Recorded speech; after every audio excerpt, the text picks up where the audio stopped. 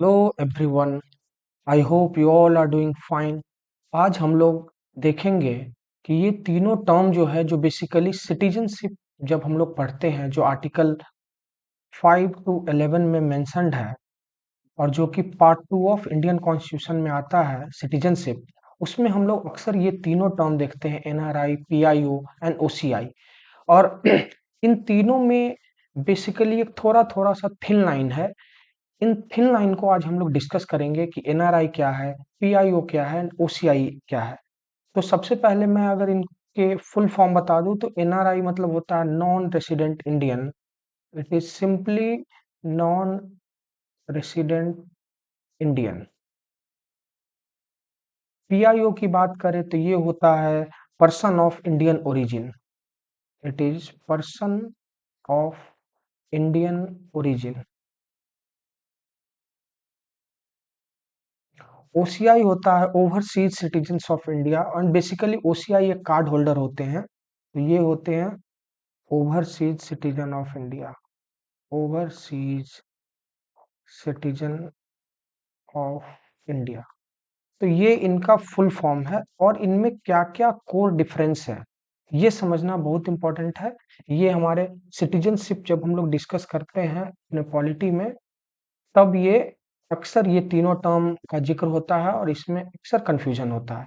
तो हम लोग सबसे पहले एनआरआई के को डिस्कस करेंगे कि एनआरआई है क्या। जैसा कि मैंने आपको बताया कि एनआरआई मतलब होता है नॉन रेसिडेंट इंडियन। और एनआरआई होने के क्या क्या क्राइटेरिया हैं, आपको कब एनआरआई डिक्लेयर कर दिया जाता है, तो इसमें सबसे पहला first and foremost point which is, अगर अगर आप 6 मंथ या उससे ज्यादा, 6 मंथ या उससे अधिक अपने देश से बाहर रह रहे हो for any purpose, that maybe medical emergency, that maybe for the purpose of education, that maybe for the purpose of job, और any any fact of the matter, अगर आप 6 महीने या उससे अधिक अपने देश से बाहर है तो आपको एनआरआई घोषित कर दिया जाएगा। अब क्वेश्चन ये भी हो सकता है कि अगर 6 महीने से अधिक रहे, पीआईओ क्यों नहीं घोषित किया जाएगा, ओसीआई क्यों नहीं घोषित किया जाएगा, वो सब मैं आपको आगे बताऊंगा। फिलहाल आप ये ध्यान रखें कि अगर आप 6 महीने या उससे अधिक इंडियन पासपोर्ट पे आप अगर अपने देश से बाहर रहेंगे तो आपको एनआरआई नॉन रेसिडेंट इंडियन घोषित कर दिया जाएगा। इसमें सबसे पहला क्राइटेरिया ये होता है कि you must hold N Indian passport, कि आपके पास इंडियन पासपोर्ट होना चाहिए। ऐसा नहीं कि पासपोर्ट आपके पास किसी भी कंट्री का है और आपको एनआरआई घोषित कर दिया जा सकता है, ऐसा पॉसिबल नहीं है। So for that you must possess an Indian passport, then only you will be declared NRI. ठीक है। सो एनआरआई बेसिकली वही है जो 6 महीने या उससे अधिक फॉर किसी भी पर्पस के लिए अपने देश से बाहर रहते हैं और उनके पास एक इंडियन पासपोर्ट है, तो ही और she falls under the criteria of NRI. ठीक है। ये एक उनका एक सिंपल सा डेफिनेशन है, इसमें कोई कंफ्यूजन नहीं होना चाहिए। दूसरी बात कि अगर एनआरआई को अगर इंडिया वापस आना है, जाना है, तो इनके लिए नो वीजा, इनके लिए no visa is required, no visa required. अब मैं आगे बताऊंगा कि क्या person of Indian origin, overseas citizen of India, card holder जो होते हैं उनको वीजा लगता है कि नहीं, बट फिलहाल जो एनआरआई होते हैं उनको वीजा नहीं लगता है, नो वीजा रिक्वायर्ड। ठीक है। और इसमें सबसे इंपॉर्टेंट क्या हो जाता है कि जितने भी पॉक्स एंड प्रिविलेजेस, जितने भी, एक आध एक्सेप्शन है जो मैं आपको बताऊंगा, but for that, for time being, जितने भी पॉक्स एंड प्रिविलेजेस एक इंडियन सिटीजन को मिलते हैं, जो गवर्नमेंट ऑफ इंडिया के नोटिफिकेशन होते हैं, उस बेसिस पे मुझे आपको एक नॉर्मल इंडियन सिटीजन को जितने पॉक्स एंड प्रिविलेजेस मिलते हैं, almost all perks and privileges are same, except almost all perks and privileges are same। और एक है जिसपे इंडियन गवर्नमेंट करेंटली काम कर रही है, but that that is not that much effective to be very honest. एक होता है कि जैसे हम वोट देते हैं, आप वोट देते हैं, बट उनके वोट को जनरली एक टर्म में कैटेगराइज किया जाता है जिसे बोला जाता है प्रॉक्सी वोट, प्रॉक्सी वोट्स। और प्रॉक्सी का अर्थ तो आप जानते ही हैं, proxy is basically which is not actual, which is fake, is proxy. तो आपको नेम से ही समझ में आ जा रहा होगा कि उनको संवैधानिक अधिकार में जो वोटिंग राइट्स है, उनके राइट्स को ही प्रॉक्सी वोट किया जा रहा है। हालांकि गवर्नमेंट इस पे कई सारे अमेंडमेंट्स ला रहे हैं इस वोट को एक्चुअली में ग्राउंड पे दिखाने के लिए। सो बस एक डिफरेंस है in terms of voting to the normal Indians. बाकी एनआरआई का ऑलमोस्ट जितने भी पॉक्स एंड प्रिविलेजेस होते हैं वो सब सेम होते हैं। मैं इस स्लाइड को एक बार और रिपीट कर देता हूं कि एनआरआई क्या कौन होते हैं। एनआरआई वो होते हैं जो एक इंडियन पासपोर्ट होल्ड करते हैं। एनआरआई वो होते हैं जो किसी भी पर्पज से 6 मंथ या उससे अधिक के लिए किसी भी देश में अपने देश से बाहर जाकर रहते हैं, वो एनआरआई के कैटेगरी में फॉल करते हैं। Second most important point is अगर उनको इंडिया वापस आना है, जाना है, for that matter they need not hold a visa. Visa is not at all required. The most important point where the key differences are taken is almost all perks and privileges are same। जितने भी perks and privileges मुझे मिलते हैं, आपको मिलते हैं, सब same है accept in terms of voting. उनके वोटिंग को प्रॉक्सी वोट्स बोला जाता है, जो कि ग्राउंड पे एक्चुअली एप्लीकेबल है भी नहीं। आई होप इट इज क्लियर। और नेक्स्ट स्लाइड पे चलेंगे। Next is PIO which is person of Indian origin. अब सबसे पहली बात, जो पर्सन ऑफ इंडियन ओरिजिन होता है ये एनआरआई से कैसे डिफरेंट है। तो एनआरआई से कैसे डिफरेंट है, जैसे मैं अगर आपको एक लाइन में बताऊं तो जो एनआरआई अपना था वो एक इंडियन सिटीजन ही है, ठीक है। बट वो किसी काम के लिए 6 महीने या 6 महीने से अधिक, वो मेडिकल हो सकता है, वो पढ़ाई हो सकता है, जॉब हो सकता है, किसी काम के लिए वो इंडियन सिटीजन ही है, उसके पास एक इंडियन पासपोर्ट है। बट वो किसी काम से 6 महीने या 6 महीने से अधिक किसी बाहर के देश में है, और जिस वजह से भारत सरकार ने उसे एनआरआई घोषित कर दिया, नॉन रेसिडेंट इंडियन।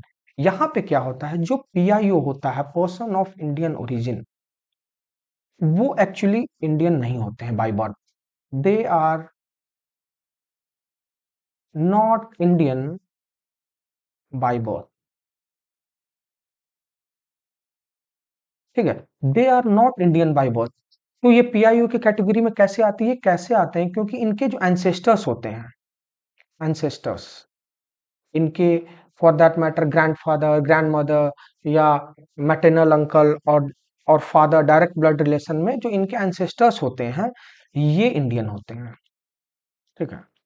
इनके जो एंसेस्टर्स होते हैं वो इंडियन होते हैं, और वो करेंटली किसी दूसरे कंट्री की सिटीजनशिप ले चुके हैं, ठीक है, ठीक है। सो इनके एंसेस्टर्स होते हैं वो इंडियन होते हैं, and the person who is PIO they are not Indian by birth, and maybe कि वो अभी जहां रह रहे हैं वहां की सिटीजनशिप होस्ट करते हो, बट सिंस देयर पेरेंट्स और their ancestors were Indian, they get the title of PIO. किसके बेसिस पे, तो just because, just cause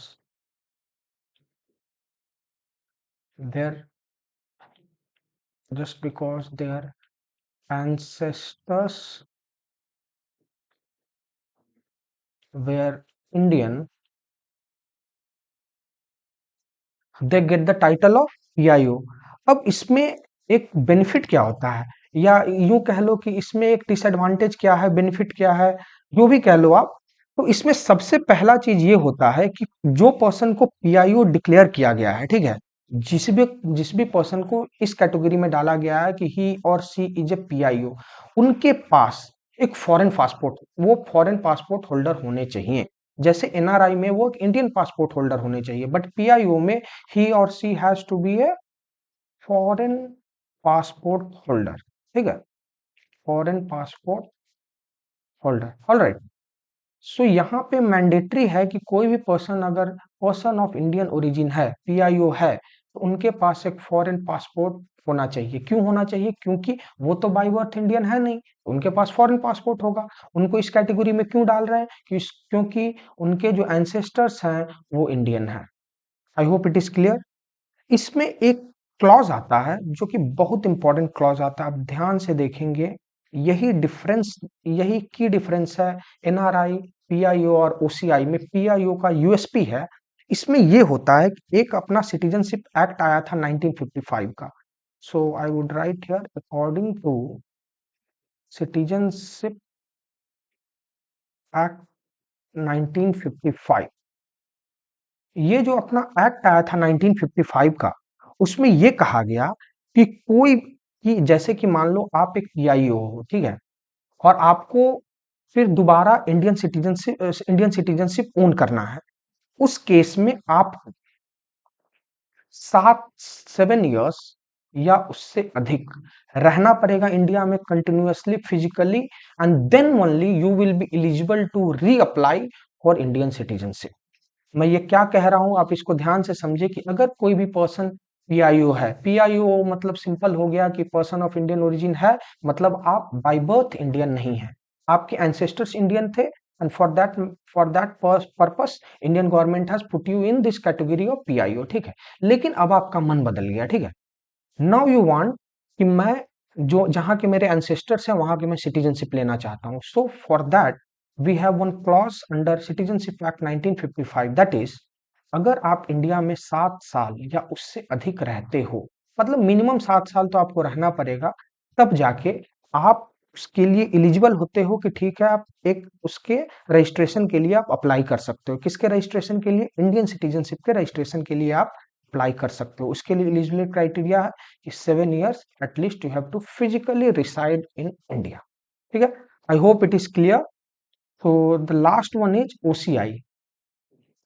OCI एक बेसिकली कार्ड है, आप यूं समझो कि ओसीआई जैसे एनआरआई में बताया, एनआरआई एक टर्म है, पीआईओ एक टर्म है, बट ओसीआई जो होता है ओवरसीज सिटीजन ऑफ इंडिया, ये बेसिकली एक तरीके का कार्ड है, टाइप ऑफ कार्ड। और ओसीआई को होल्ड करने वाला बेसिकली एक कार्ड होल्डर होता है। OCI is a type of card, you get an OCI मतलब it's some sort of a card like our Aadhaar card, PAN card, it's OCI is basically a card, मैं simple शब्दों में कहूँ तो।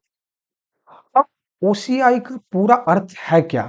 तो सबसे पहले पॉइंट्स जो आप इस चीज को ध्यान रखेंगे, जैसे मैंने पीआईओ में सिटीजनशिप एक्ट 1955 का जिक्र किया, तो सिमिलरली यहाँ पे सिटीजनशिप एक्ट 1955 के अंतर्गत ही, सिटीजनशिप एक्ट 1955 के अंतर्गत ही पहली बार ओसीआई का जिक्र किया गया था। इस चीज को ध्यान रखेंगे, जैसे सिटीजनशिप एक्ट 1955 में पहली बार पीआईओ में एक क्राइटेरिया ऐड किया गया कि अगर किसी पर्सन ऑफ इंडियन ओरिजिन को इंडियन सिटीजनशिप बन लेना है तो वो क्या करना पड़ेगा, 7 ईयर्स एटलीस्ट फिजिकली रिसाइड करना पड़ेगा। So similarly in that same very act, for the first time a person registered as overseas citizen of India, card holder under citizenship act 1955, okay. So पहली बार सिटीजनशिप एक्ट में आप यूं समझो कि overseas citizen of India का जिक्र किया गया था, ठीक है।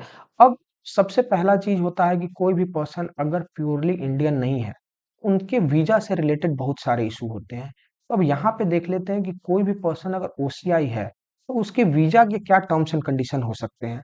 तो सबसे पहला चीज इसका यूएसपी है ओसीआई का ये कि आपको मल्टीपल लाइफ लॉन्ग वीजा मिलेगा इंडिया विजिट करने के लिए, चाहे कोई भी पर्पस हो। Multiple life long visa in the sense, मैं एक्सप्लेन करूंगा इसे। मल्टीपल लाइफ लॉन्ग वीजा क्या हुआ? मल्टीपल लाइफ लॉन्ग वीजा, जब तक आप जीवित हो और आप कितनी भी बार, जैसे वीजा में कई बार होता है कि आप 6 महीने में एक बार ही आ सकते हो, एक साल में 3 बार ही आ सकते हो, ऐसा कुछ होता है, तो वो टर्म्स एंड कंडीशन होते हैं। लेकिन यहाँ पे मल्टीपल लाइफ लॉन्ग वीजा, जब तक आप जीवित हो life long, and multiple times, n number of times you can come and go back using that, अगर आपके पास ओसीआई कार्ड है तो। ओसीआई कार्ड वालों का ये सबसे यूएसपी है कि अगर आप ओसीआई कार्ड होल्डर है तो आपके वीजा में मल्टीपल लाइफ लॉन्ग वीजा होगा, ठीक है। ये एक स्पेशल परमिशन के तहत दिया जाता है, ये सबसे इंपॉर्टेंट चीज है। अब इसमें एक और एक्सेप्शन होता है, अगर आप नाम सुने होंगे FRRO, FRRO, FRRO होता है फॉरेनर्स रीजनल रजिस्ट्रेशन ऑफिसर, ठीक है।